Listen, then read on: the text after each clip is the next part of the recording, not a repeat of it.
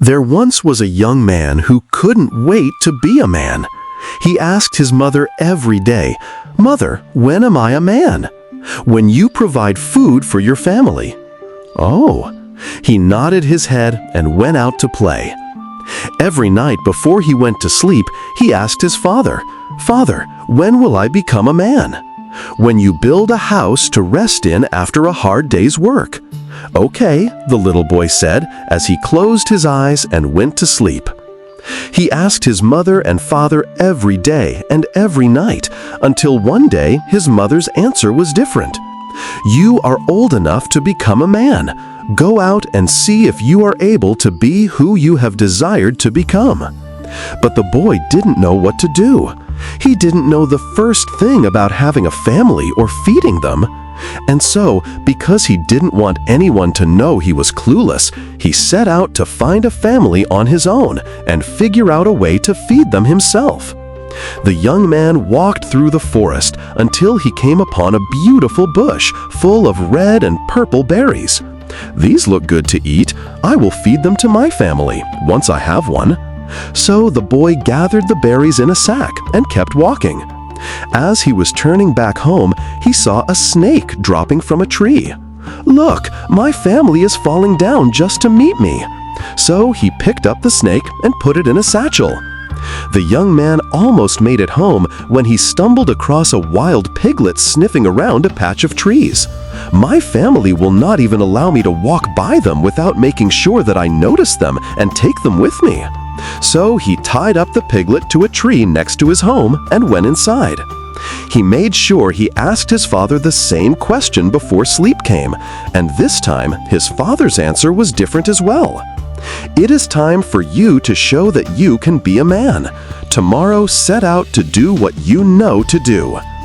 But the young man didn't close his eyes that night because he didn't even know how to build a house. But he didn't want anyone to know he was clueless.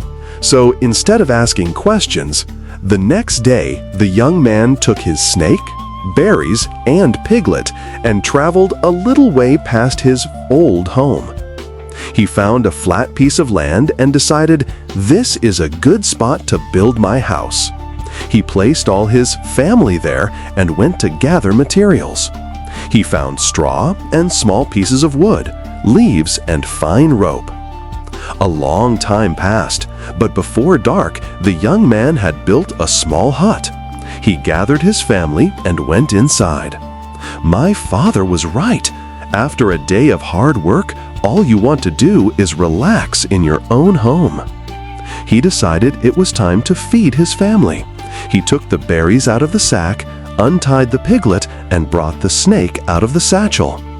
"I am now a man. I have found my family, provided them food, and have built my own house. Look at my piglet eating those beautiful berries." But suddenly, the piglet started squealing and turning colors. "Oh no!" the young man cried. "The berries must be poisonous."